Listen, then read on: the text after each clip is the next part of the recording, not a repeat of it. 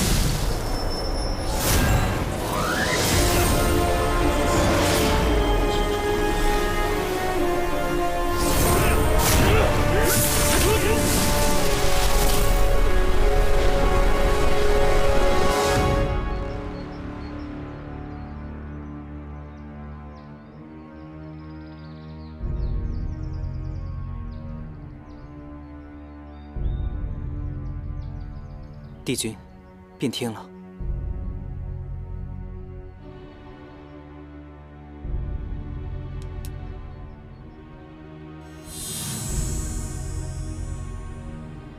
望断花开时，此茶饮至最佳。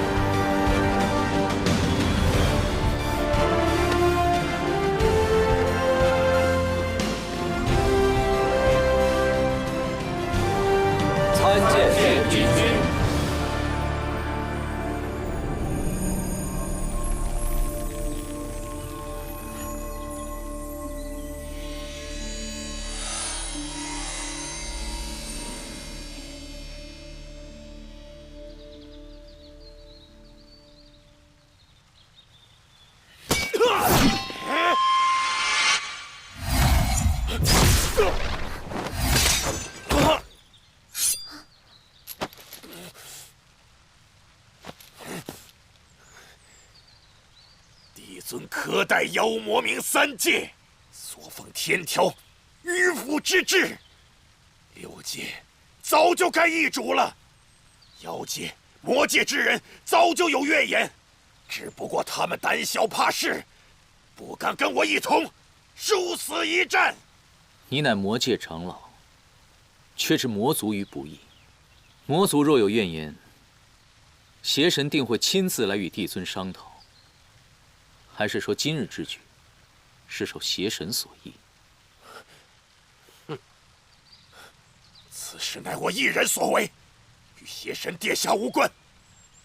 要杀要剐，悉听尊便。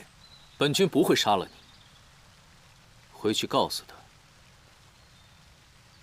创世之战后，6界缔下了和平之约，魔族可以出尔反尔，但仙界言出必践。不是瑶池染血，亦不是6界染血。说得好。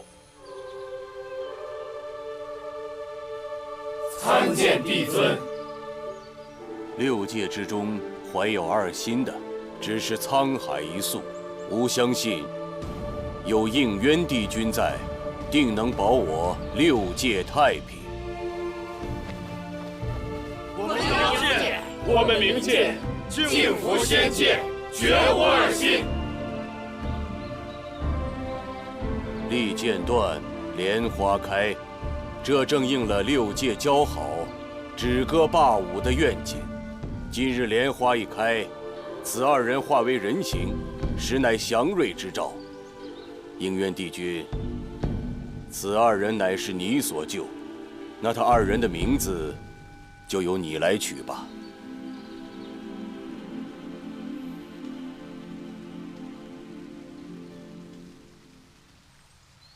满庭芳止，万曲一收。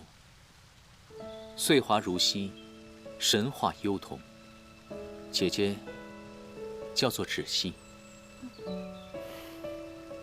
欢颜如恋，悲苦如疾，浓尽必哭，淡者履深。妹妹，颜淡。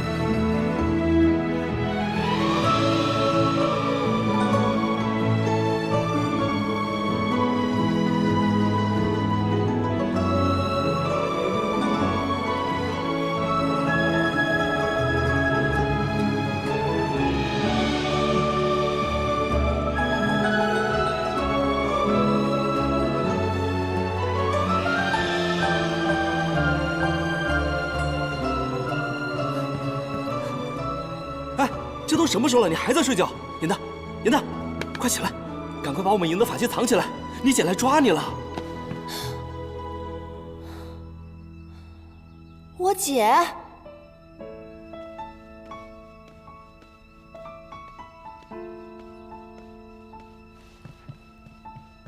芷溪仙子，颜淡呢？她不在啊。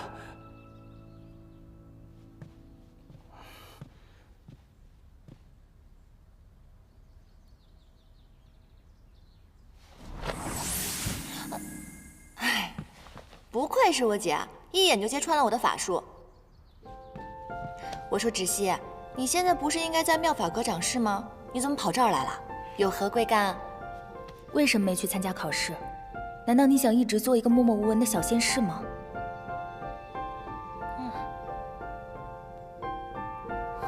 我不是这个意思。啊，明白明白，我是鲛人族，能够飞升成仙，管理这偌大的藏书阁。 已经是荣幸之至了，你们姐妹俩好好聊。北冥仙君让我去找那个东海水族戏略，哎，不牵扯了。姐，虽然你现在已经是妙法阁的副掌事了，可若没有我们这些小仙士进进出出的，你们的工作也不方便嘛。你少贫嘴了，快说，为什么没去参加考试？啊，我实在是对那些仙法一点兴趣都没有。颜淡。 你要知道，陆明只能做个小仙士，那是因为他是妖族成仙，但你不一样，你天生仙胎，身负着众仙的厚望，而且你的慧根和灵力都远高于他人，你就不能争点气吗？你知不知道，那些爱嚼舌根的小仙，为了此次考试特意开下赌局，就赌你能不能通过考试。嗨，没关系，我们四爷汉旦一族有你就够了嘛。只希你呢聪慧勤奋，而且出类拔萃，仙途光明。你就好好努力，到时候我就可以狐假虎威，狗仗人势啦。少乱用成语。是真的，知悉，我已经打算好了，以后我就指着你这个靠山了。我知道你对我最好了，我就可以做一个废物的小仙士了。知悉仙子，妙法阁掌事身边的婢役找你，说是关于贺典的事儿。好，我这就去。你呀，既然你对仙界不感兴趣，那你平日里就看一些修习仙法的书籍。啊，知道了知道了，找你那肯定是大事儿，你快去忙吧。我晚点再来找你。不用担心我了，去吧去吧。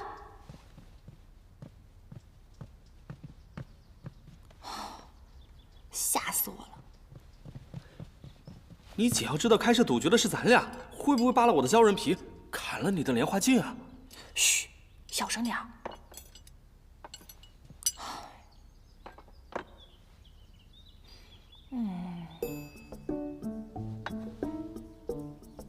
干嘛？哎呀，分你的法器，拿着。不是，哪有这么分赃的？这也太少了吧？你还嫌少？这些法器多亏了我厚颜无耻才换来的，好吧？行吧。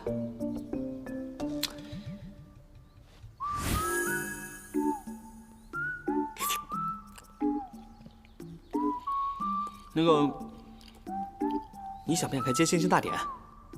接星星大典是什么？就是只惜他们妙法阁负责那个仙阶晋升贺典。你生得不巧，没有经历过。这个大典啊，每500年一次，凡有仙阶者，皆会齐聚天之角，接受4位帝君不失仙力的赐福。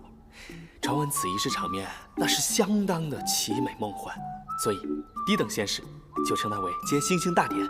哇，这个听上去好像很不错的样子。那你是不是已经想到办法能带我混进去了？混进去啊？不可能！天之角守卫森严，像我们这些低阶仙士根本进不去，必须另辟蹊径。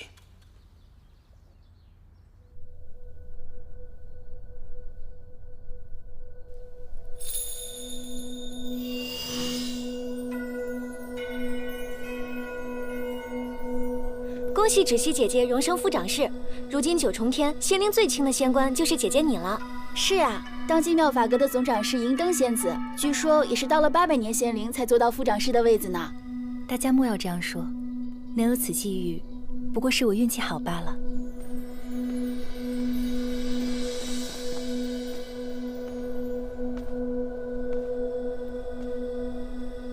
掌事，一切都准备妥当了。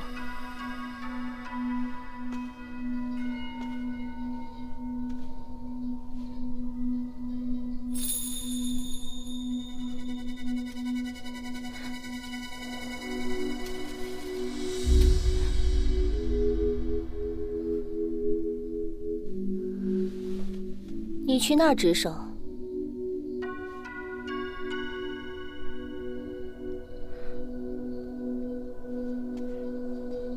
掌事，那过于偏僻，怕是看不见帝君赐福了。天之角唯有晋升仙阶之人才可入的，要不是妙法阁负责掌灯，你区区一个小仙怎可入得？帝君的风姿，也不是你配瞻仰的。小仙知错了，我这就去。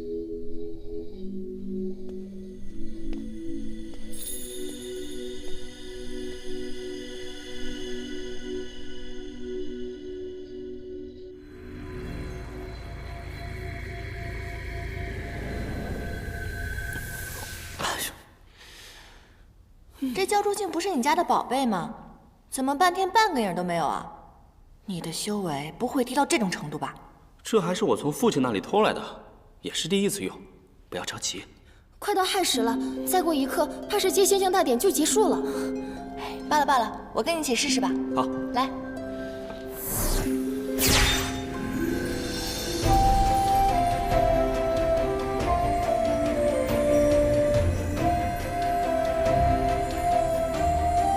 哎，有了！应援军的背影。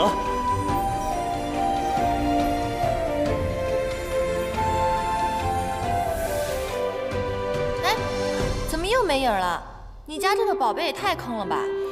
什么都没看到，还浪费了我这么多修为。好歹也看到应援军的背影了，不算毫无收获。是啊是啊，应援军连背影都这么潇洒，要是能去他的宫中侍奉就好了。这9重天上有整整36座宫宇，而应援军的掩虚天宫难进程度，甚至超过了帝尊的玉清宫，排名第1。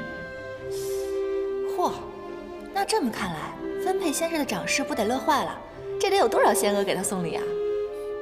错，掩虚天宫的一切人员调动，皆要应援军的首肯，不是谁想进都可以的。唉，这个小人帝君果然事儿多，仗着自己仙力超群，就如此跋扈。如今世间仅存6位上神，帝尊、4大帝君，外加魔族的邪神，应援军一人可抵100万雄兵。千百年来都是因为他在，魔界才不敢妄动。500年前要不是他，你和芷溪早就命丧魔族之手了。应援军是你的救命恩人，你为何如此没良心，还说他是小人？就是反正我就是看他不顺眼。应援军深居简出，除了关系与他要好的几位仙君，外人甚少能瞻仰到他的尊荣。哎，颜淡，他到底长什么样啊？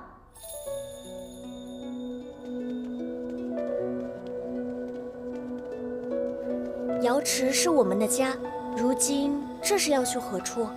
姐姐，我们换人了，不能再待在池子里。日后要去哪儿，怕是要问他了。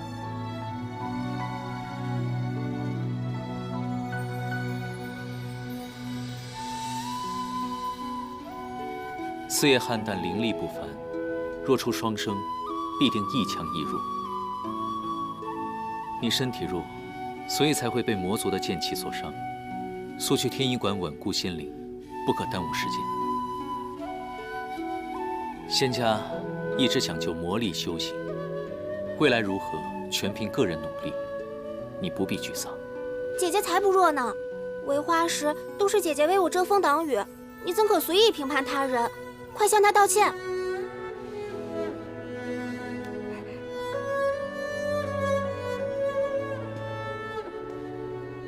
你这小人！我那个时候刚刚化为人形，就见了那么一次，此后再也没有见过了，哪里还记得？再说了，现在天规明令禁止神仙们不能动情念，我看你啊，趁早放弃吧，他再好也于事无补的。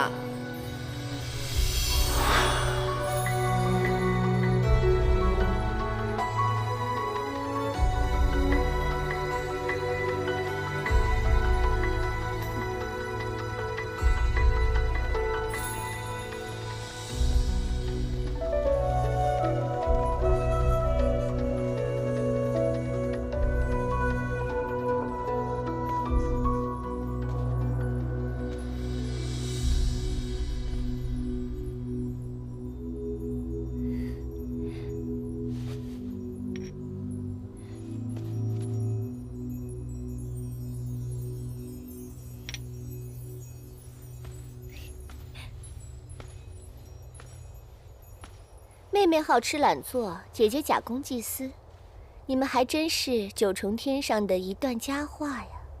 颜淡在北冥仙君的玄心崖当差，一向认真，从未犯错。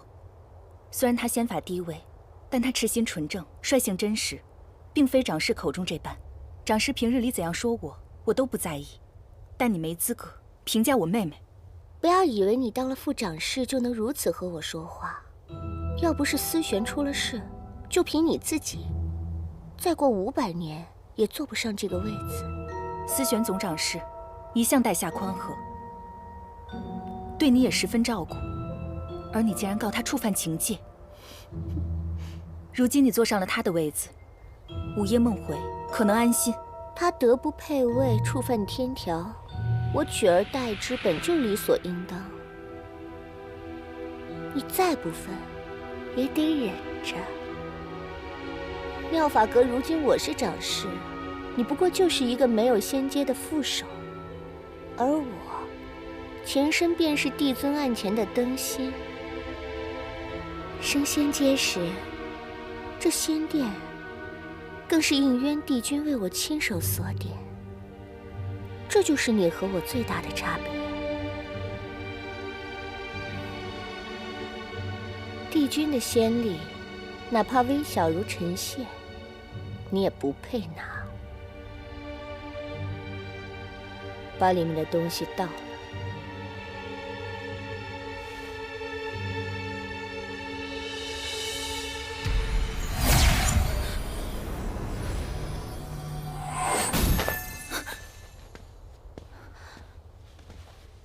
帝君，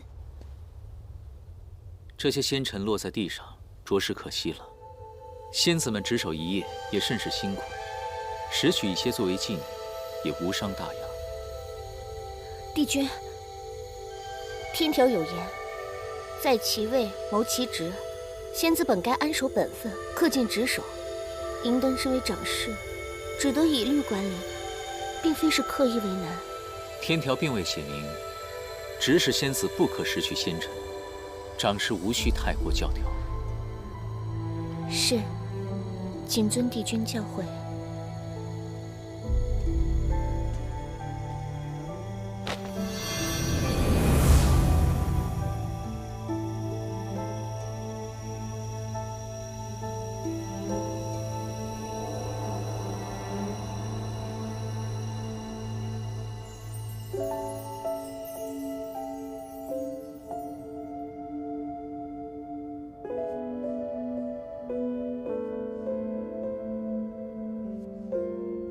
为何佳话与佳话的区别如此悬殊？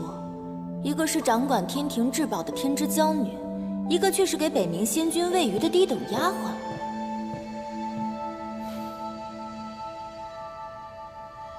芷溪，这是什么？好漂亮啊！大典结束后，我看到空中有些没有被接到的散落星辰，便收集了一瓶，偷偷给你带过来了。芷溪，你对我可真是太好了。你是我妹妹，我不对你好，对谁好呀？你累了吧？快坐下来歇息歇息。你们今天怎么样？我看见了4位帝君。然后呢？我好想成为和他们一样厉害的神仙，希望我升仙阶时，额间的仙殿能由应渊进来点。芷溪，我相信你一定可以的。你可是四叶汉旦，你出生的时候，帝尊就说是祥瑞之兆，你知道吗？你现在是众仙子的榜样。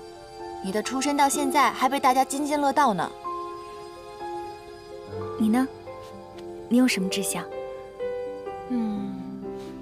你知道的，我这个人啊，喜欢看书写戏。如果可以的话，我希望能够成为6界第1话本大家。我希望我的戏不光可以在仙界跟凡界顺利演出，我希望所有人都能喜欢。一定会的。颜淡，你知道的，所有的神仙在升仙阶前都要下凡历难，是要经历人生8苦的。可是我从来都没有离开过9重天，心里是有点害怕的。芷溪，别怕，有我呢。芷溪不怕，因为芷溪要永远保护颜淡。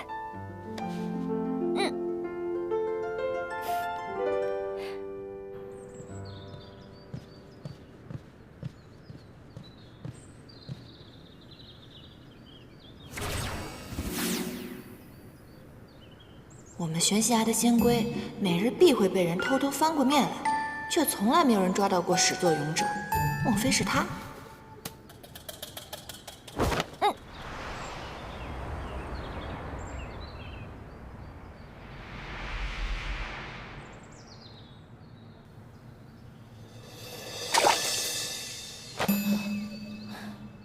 你这个小人！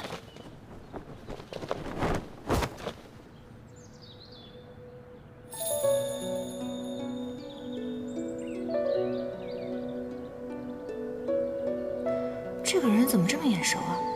我是不是在哪儿见过他？大胆！你是哪个宫的小仙，竟敢翻我们玄心崖的仙龟？怎么，有胆量翻龟，没有胆量报上你的姓名还有仙号吗？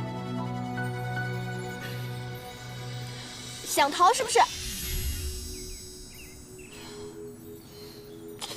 这个人的面容跟背影都好生熟悉，好像在哪里见过似的，可怎么都想不起来了。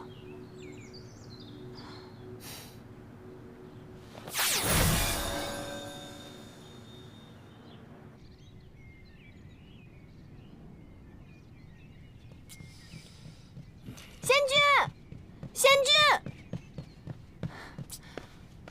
我抓到那个翻龟的小人了。那他人呢？最后让他给跑了，但是我差点就抓住他的衣袖了。你要是仙法再高深一些，不就能够揭穿他的丑恶嘴脸了吗？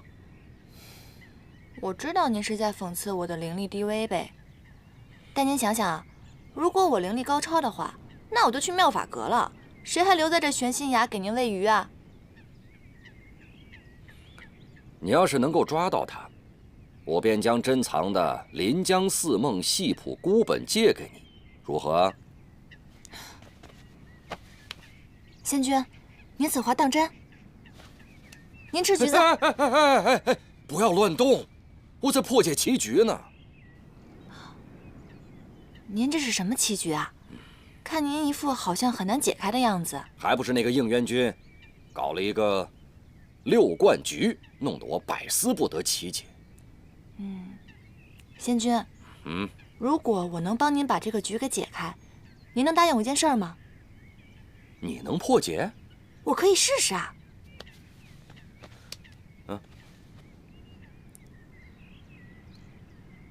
此局虽名为6冠局，实则是一统大3冠中另藏的3节循环，兼充无用，用飞风徐徐制之，便可破解。您可以试一下。飞风徐徐制之。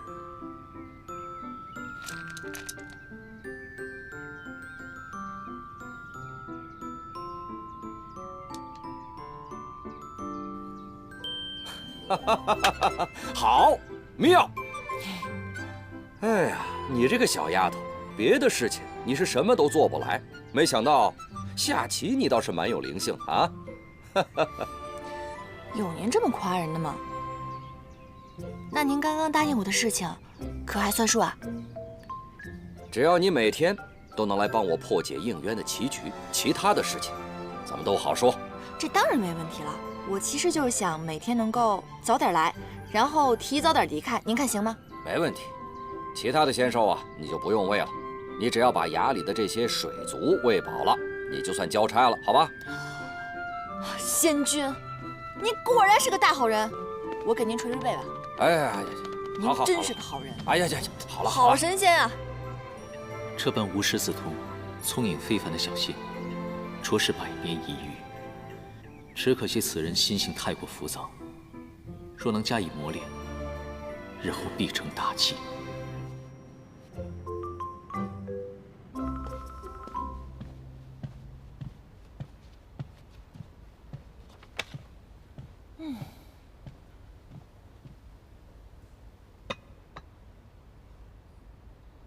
你怎么突然变得这么有上进心了？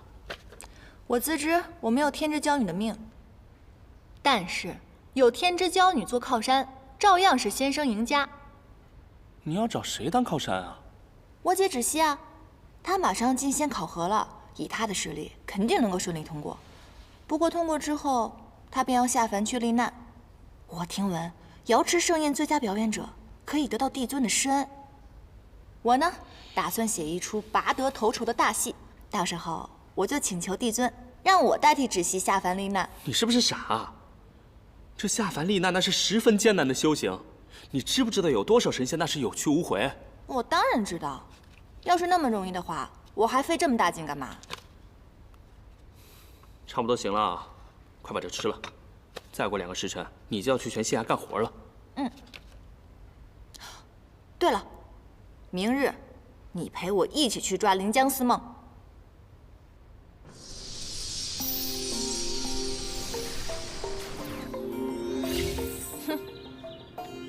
真是太聪明了。一会儿呢，我们就躲进玄心崖，等那个番规军一来，只要他敢犯规，必定会牵动我这条线的。到时候我们2个2对1，我就不信打不过他。你确定这样能行啊？当然了，我们只需要守株待兔就行了。走吧。哼。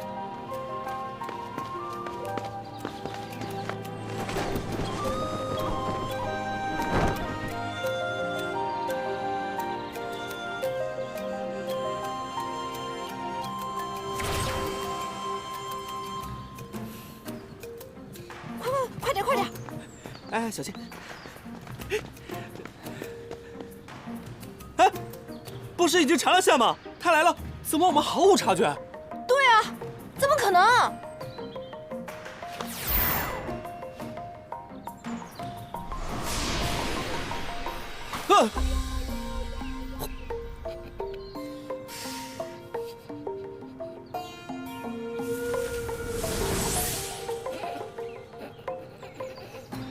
你这个番规小人，我抓不到你的话，我就不叫严大！走开！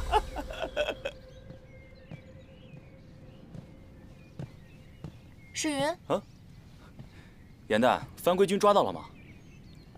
我下次一定能抓住。哎，这是什么？北冥县军什么时候养了一青一白2条小水蛇啊？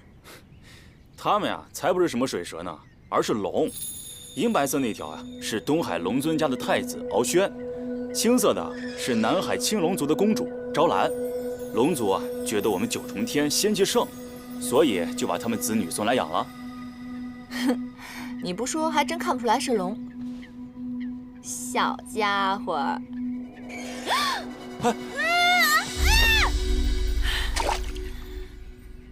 什么东西啊！咬我！你怎么把它扔出去了？它不是龙吗？对面是莲池，应该不会死吧？嗯，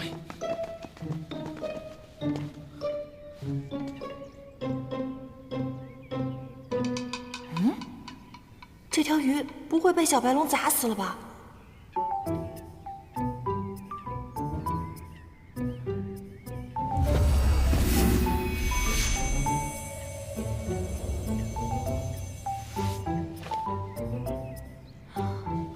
找到了，找到了，敖轩找到了。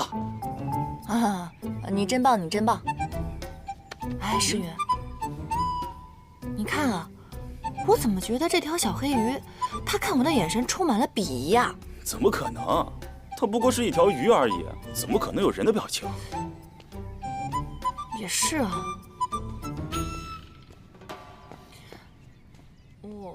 刚才是我不对了，还好我的真身是药。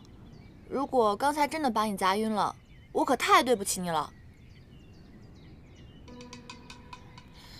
你还瞪我是不是？啊，你这条小黑鱼，你真是鱼黑心也黑啊！刚刚明明是我救你的好不好？等你幻化成人以后，我就好好教你怎么做人。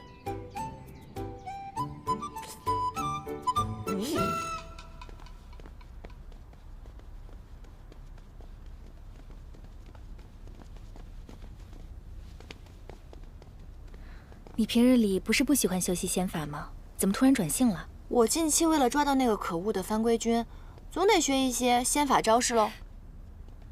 那我就拿那本《仙经注集》给你吧，里面都是些入门级别的仙法，非常适合你们修习。不过你要耐住性子，一点点读哦。嗯，谢谢姐姐。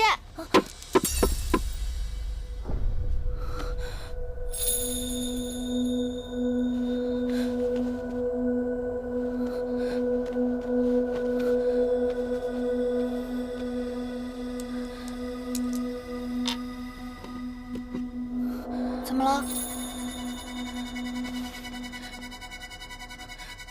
这混元玉带可是敌军的爱物，这可怎么办呀？啊！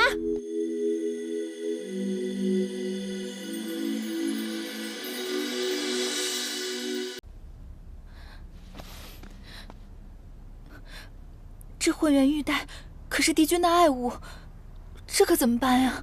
啊！两位仙子，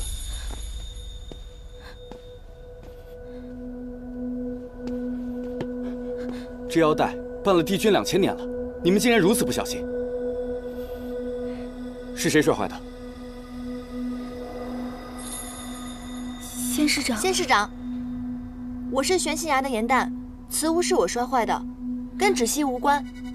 你低阶仙士擅闯此地，摔坏帝君之物，必须跟我回隐虚天宫领罪。这玉带虽然不是副长室砸的，但毕竟是副长室看管不严所致。帝君和妙法阁的总长室那边，我也不好隐瞒。此事我一人做事一人当，请勿责怪姐姐。此事还要看帝君如何处置。走吧。颜淡，放心吧，姐姐，没事的。晚上等我来取仙境筑基哦，等我。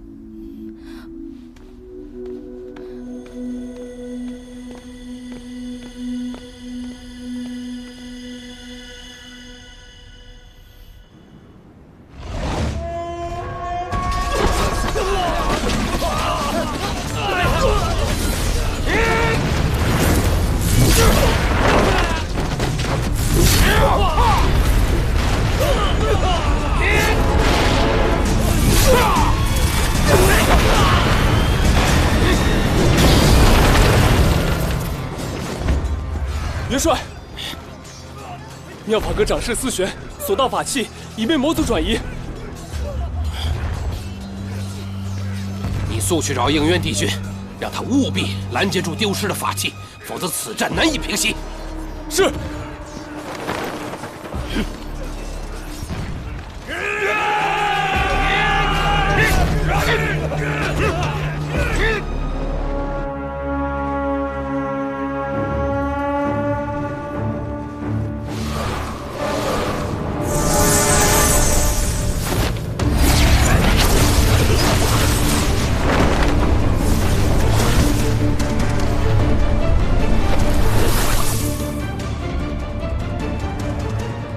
山夷长老，你挑动魔族内乱，若今日交出法器，我会留你一条全尸；否则，我只能顺应天命，除魔卫道。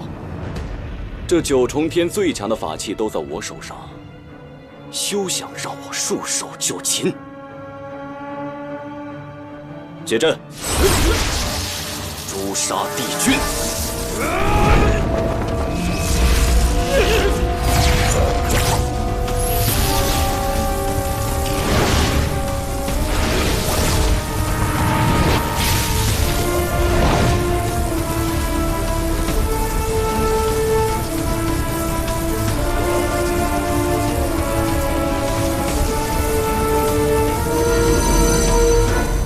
修罗图腾，仙界的帝君竟然是修罗所制好。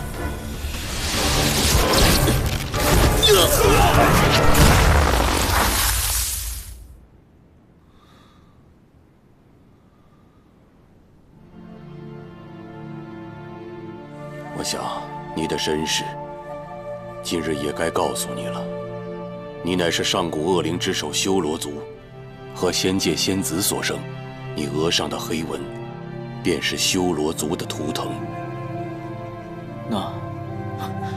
那我的母亲呢？当年你的母亲被你父亲蛊惑，她在生下你之后才知道，原来被利用了。于是她选择了以身殉道，和你的父亲同归于尽。在临终之前，她把你交给了我。应渊，你本不该存在于这个世上，但当时你太年幼了，吾不忍杀你，于是抹去你额上的黑纹，亲自抚养你，教化你。但是应渊，你要记住，你修罗族的身份绝不可暴露。如果在仙界有人知道你是修罗族的后代，必会杀之而后快。所以你是仙灵之后，无父无母，记住了吗？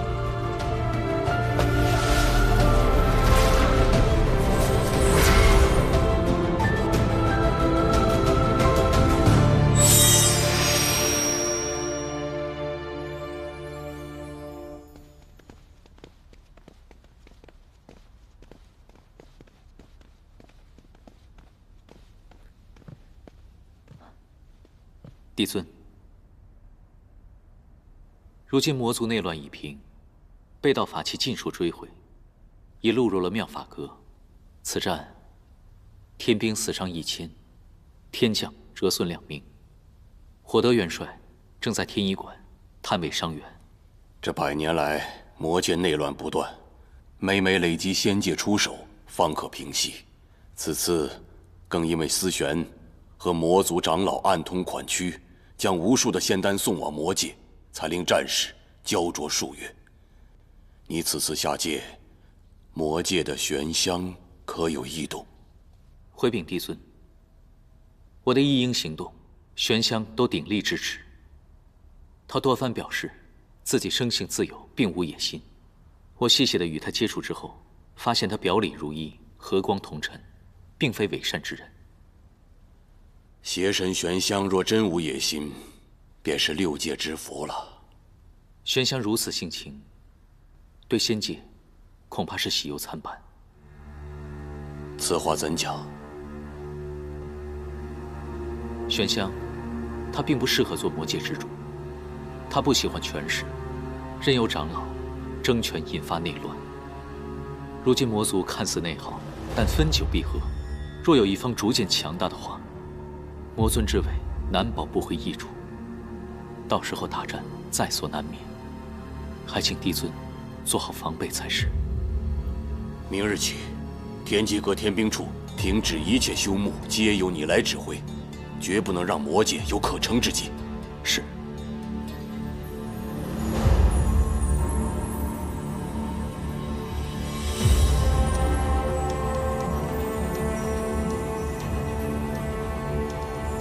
帝尊，已准备就绪。行行。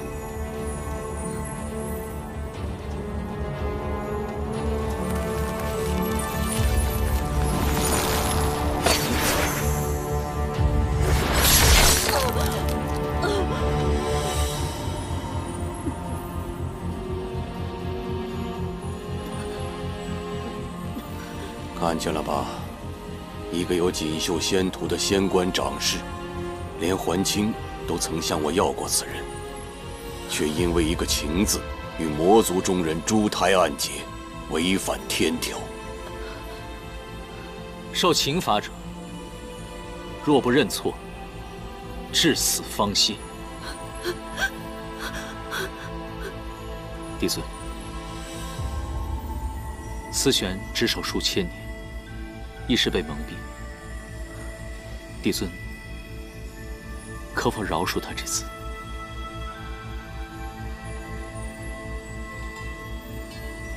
好，如若他肯认错，死后无留其元神，允其入夜望川洗净前尘，入凡界为人。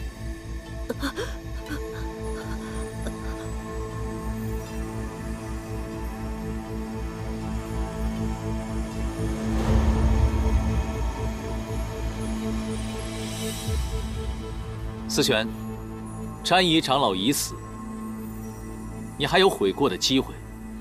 爱人已死，我岂可苟且偷生？况且，明明是这天条不公，我无悔亦无错。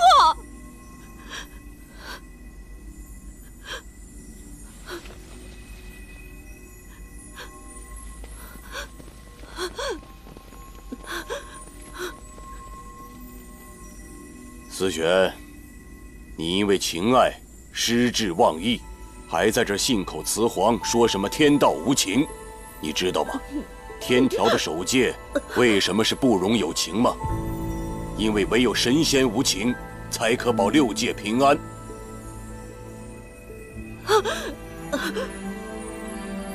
应元君，看见了吧？一个情字，一旦踏错，便是万劫不复。长士有情，便死伤千万；而如果帝君有情呢？那将是6界的浩劫，没有人可以幸免。你知道，现在6界为什么可以暂时相安无事吗？那是因为妖魔冥3界暗流涌动，所有的逆贼正在等待一个机会，在等待你。暴露弱点。怎么动恻隐之心了？你今日的不忍，只会生出怯懦，而如果他日6界大难，你又如何面对呀？帝君，请你即刻杀了我吧！这9重天，我是一刻也待不下去了。你为詹姨受6界之苦，牺牲一切，而那人在死之前从未询问过你的安危，值得吗？值不值得？帝君日后便知。我不会有那一日。请有心生，帝君，难道就无心吗？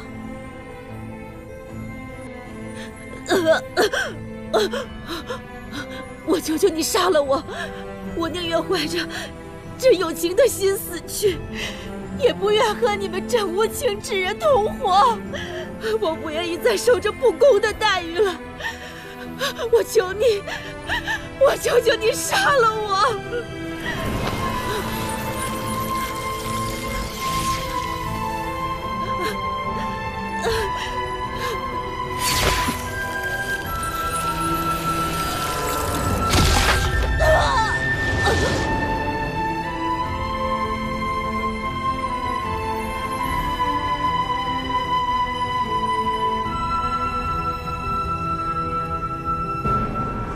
情法不可违逆，我能做到的，就是保下你的一丝元神。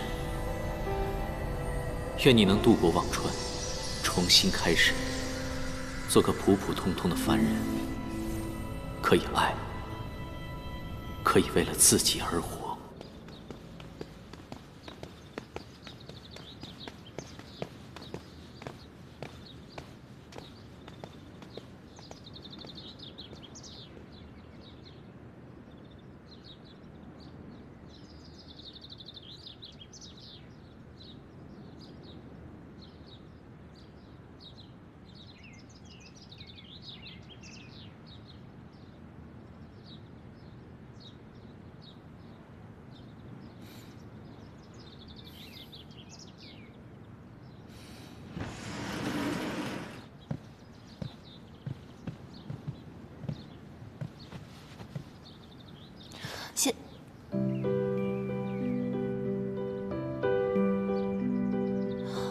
范归君，是你！颜淡，休得无礼。本君先好，清离应渊帝君。帝君与范归君是同一人。小仙鲁莽，不小心弄坏了帝君的衣物，还望帝君惩罚。玄仙崖的仙士怎会接触到此物？哦，对了，你的姐姐芷溪是在妙法阁任职？是小仙去拜访姐姐的时候不小心弄坏了您的玉带，跟姐姐毫无关系，是小仙一人所为，还望帝君明察。损坏腰带没有什么大事，起来回话。多谢帝君。帝君果然大人有大量，小仙日后一定会多多。我说了没有什么大错，但并不代表不罚你。青云，在。偏殿是不是还缺打扫的人手？是。颜淡损坏玉器，性情顽劣，罚其入偃虚天宫侍奉，亲自缝补混元玉带，直到本君满意为止。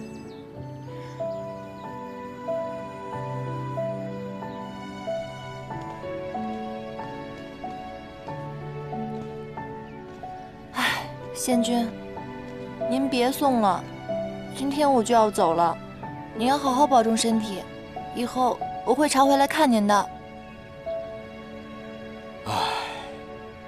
没想到你走得这么突然。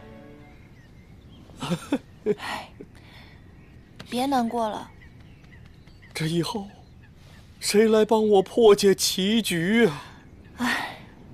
别哭了，仙君。仙君，我在您这宫里待了200多年，难道我除了给您破棋局，没有任何地方让您舍不得吗？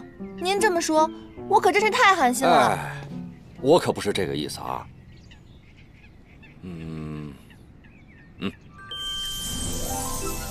啊，这袋法器，就当是分别时我赠送你的礼物了啊。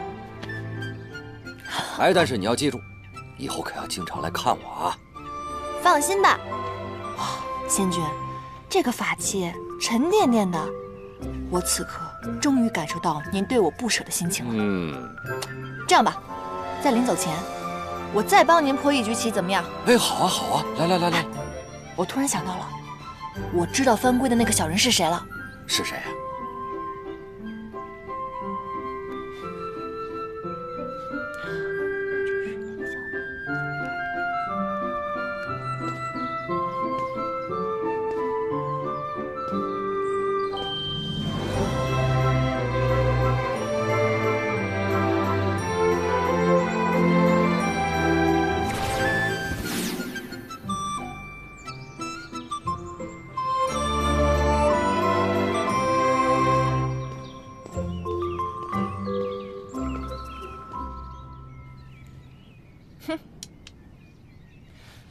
小人帝君这回总算是黔驴技穷了，这局还没有上一局难呢。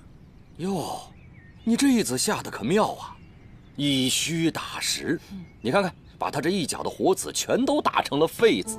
哎，你这一招是怎么想到的？下棋对我来说，要不然就是捡漏，看出对方的破绽，顺藤摸瓜；要不然就是打劫，把对方的变成自己的，变不成那就通通吃掉。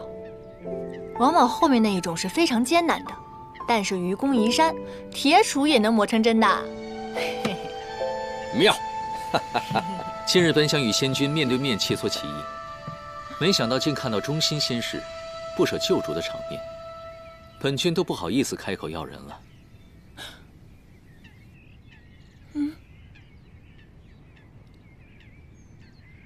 哈哈，应元君，你什么时候来的？小人帝君那局我就到了。看你们如此专注，我也不好出声打扰。你好歹堂堂的上神，你这样如此偷听别人的墙角，这样不太好吧？唉，本君上梁不正下梁歪，影响的仙君一起作弊，真是惭愧。啊，应元君，你说笑了啊！你一定是看我破解棋局呢特别的辛苦，所以呢，你就一次一次的降低难度，故意放水，是吧？刚才只是说笑。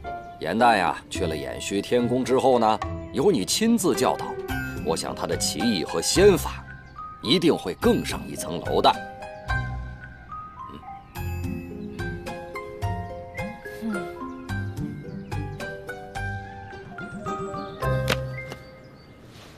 既然你的精力如此充沛，打扫偏殿实在是太大材小用了。以后呢，誊抄仙法破解棋局，自然就交给你负责了。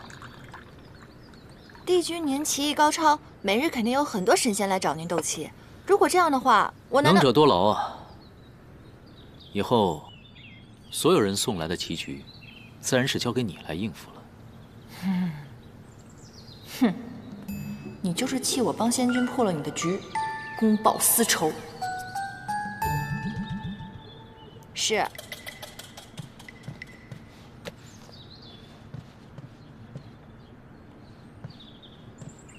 还有，混元玉带尽快补好，莫要让其他仙士去催，白白浪费别人的时间。是。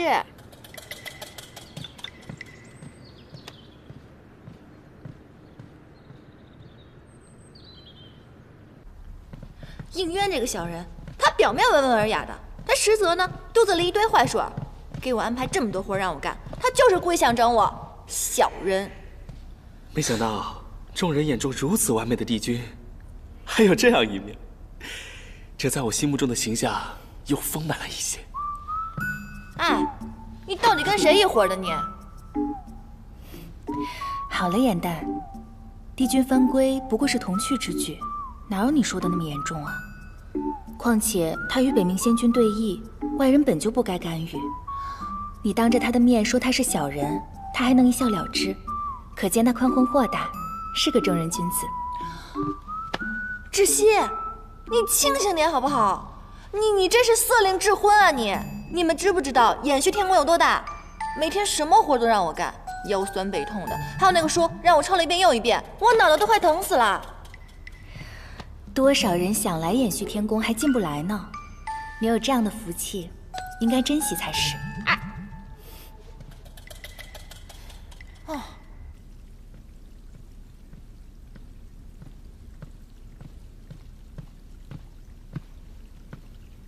芷溪，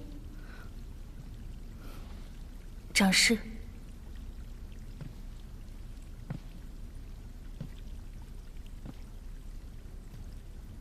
耍小聪明让妹妹顶罪，你们还真是姐妹情深。可惜帝君宽和大度，让颜淡因祸得福了。不知你这个做姐姐的，心里酸不酸？有没有一丝后悔？若不是那一念之差，如今飞黄腾达的可就是你了。偃虚天宫的差也并不好当，颜淡每天甚为辛苦。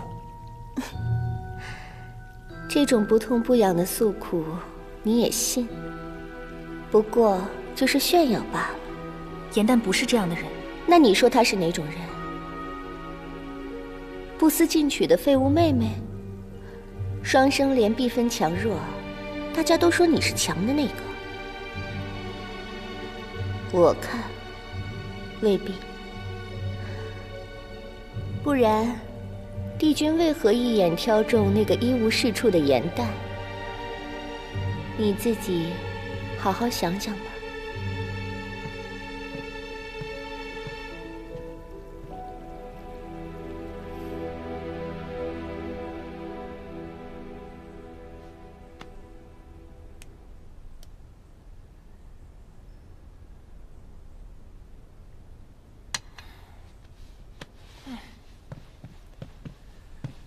颜淡，你最近神神秘秘的，还不告诉我你写了什么？现在可以说了吧？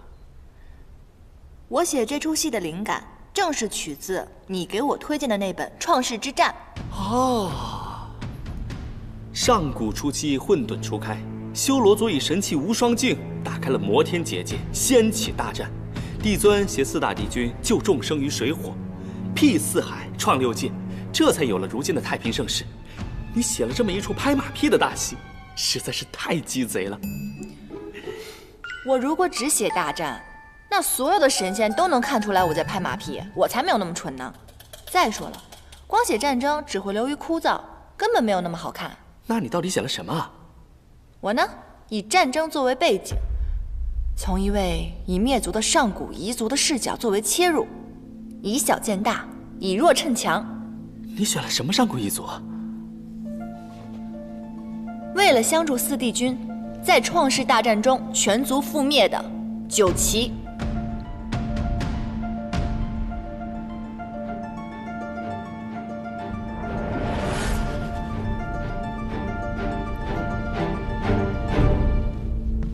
你竟然翻出了九岐？正是，他曾被誉为6界当中最强悍的水族，上天为龙，入海为鱼，百毒不侵，水火不灭。可就这么厉害的种族，却在这些年的和平当中被人们逐渐遗忘了。如今除了我们，谁还能想到当年惨死的九岐呢？你是不是想到了自己，觉得同病相怜了？唉，4叶汉淡一族最起码还残留了我和姐姐，可是九岐连个血脉都没有留下来，实在是太可惜了。传说九岐虽然善战，但却生来欲望浅薄，在每化人之前都会经历命悬一线的紧要关卡，没渡过呢，就会灵力散尽而亡；渡过了，便是浴火重生。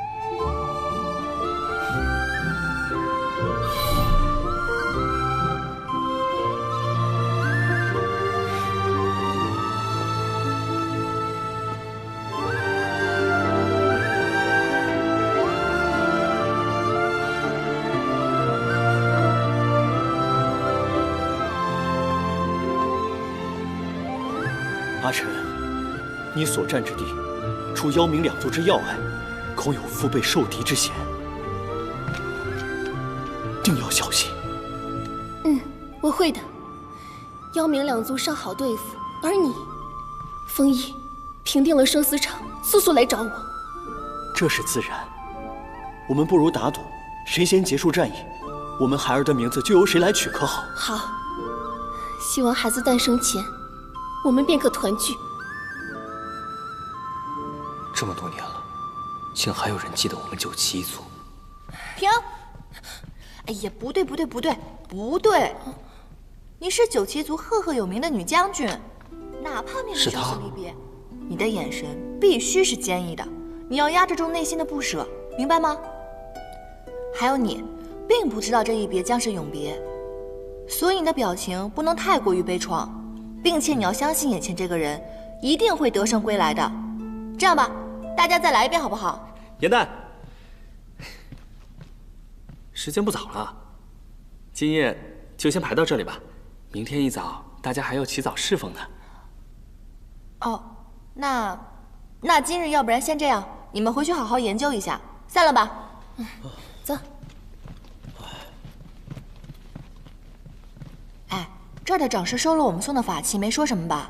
没有，帝尊重武亲闻，这个戏台子也荒废了很久，长师还乐不得我们用呢。那就好。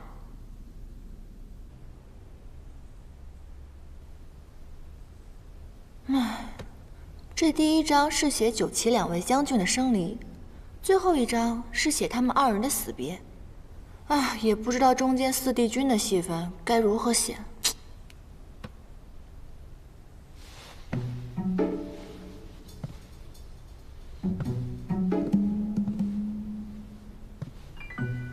好呀，陆明，竟然想吓唬我！哼！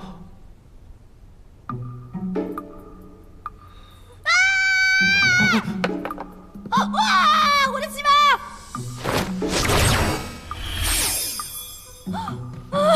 我的戏文！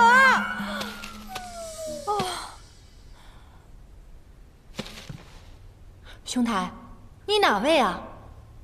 你为什么半夜来我房间，还会水系仙法？你说，你干嘛的？不说是吧？好，你不说的话，我现在喊天兵抓你了。天！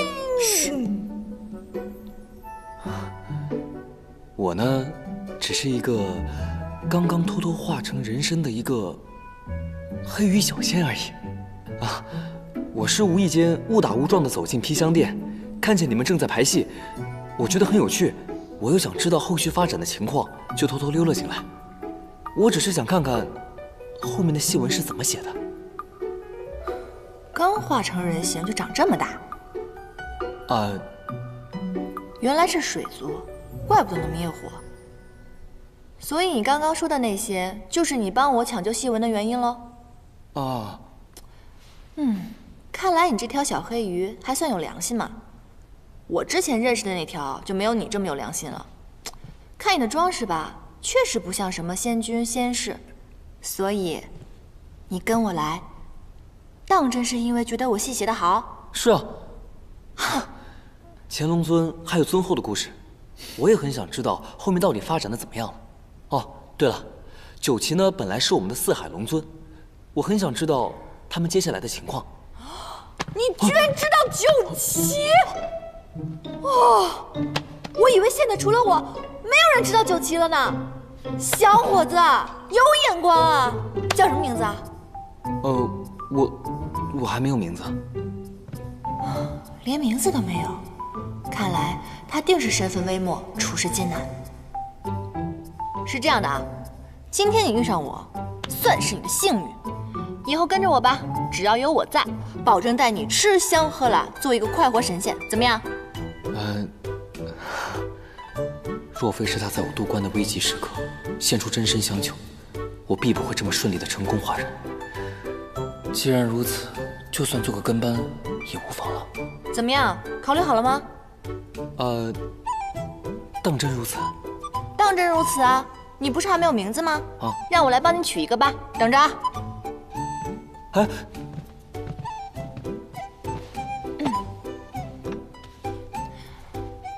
当真如此？嘘。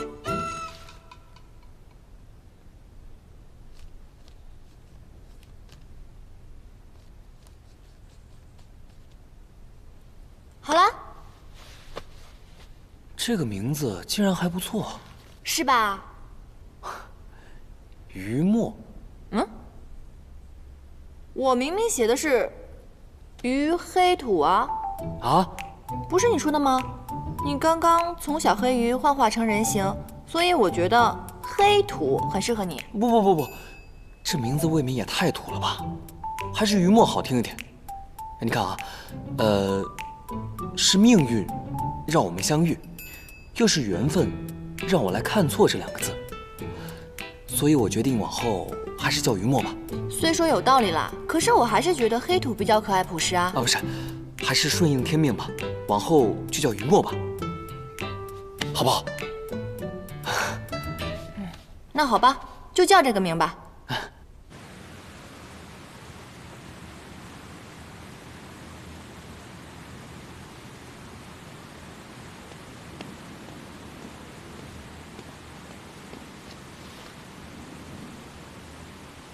帝君，严旦求见。所谓何事？说是腰带补好了，帝君是否一见？叫他进来吧。是。针脚比上次好了一些，但丝线的颜色本君不喜欢，拿回去重新缝。帝君，那你到底喜欢什么颜色？随缘。帝君，您不是着急带吗？我想的是，您把要求说得详细点，这样我就不会日日来打扰了。虽然急，但宁缺毋滥。反正你日后也要天天来。天天来？过来，破局。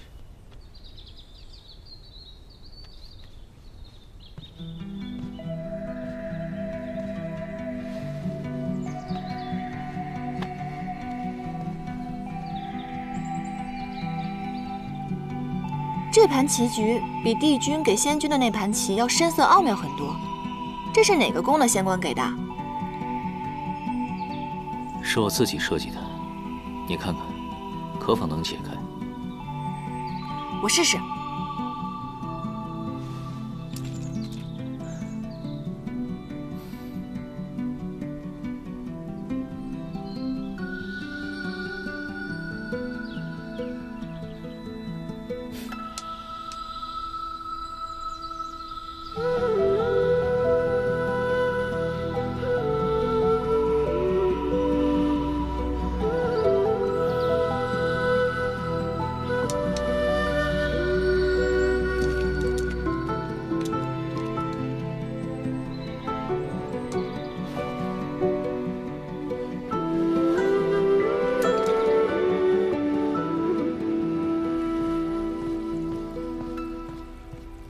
哎，这9重天的食材啊，可都是可以滋补灵力的，吃吧。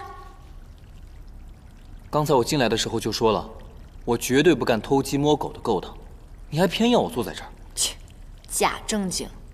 哎呀，9重天的这些蛋啊，可都是仙姬所下的，对仙灵会有帮助的哦。当真不吃？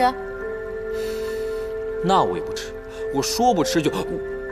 敬酒不吃吃罚酒。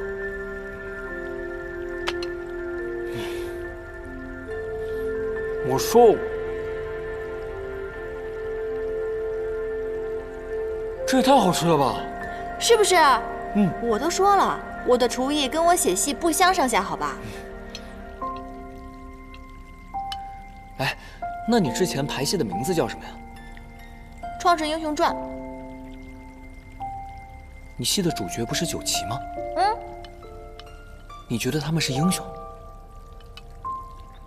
他们当然是英雄了，在创世之战中，帝尊、4帝君是英雄，9旗一族也是英雄。在我看来，那些籍籍无名的小仙小族，他们只要为战争胜利战斗过、努力过，在我心里他们也是英雄啊。所以，这才是我写这出戏的意义。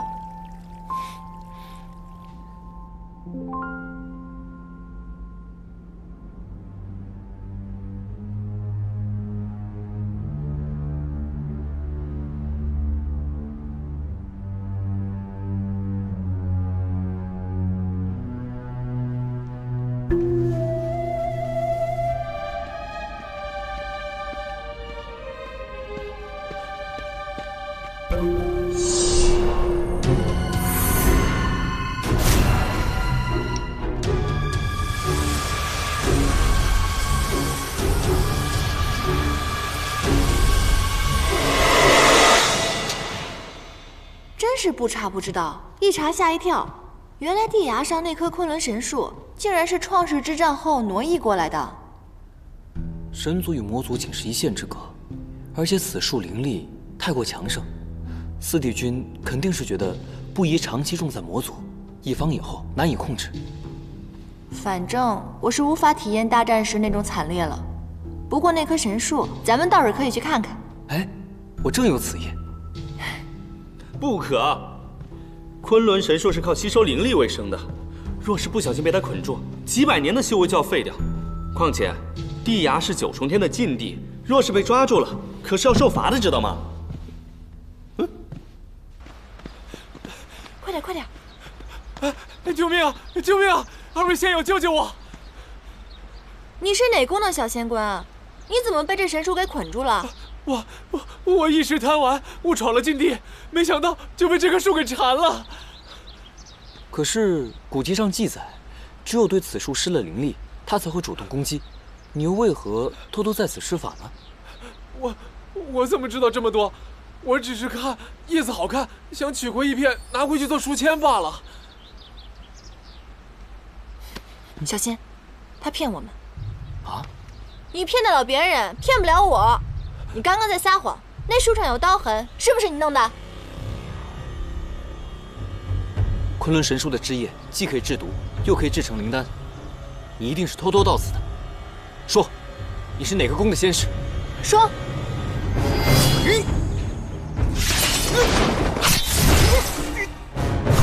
不要施法！啊！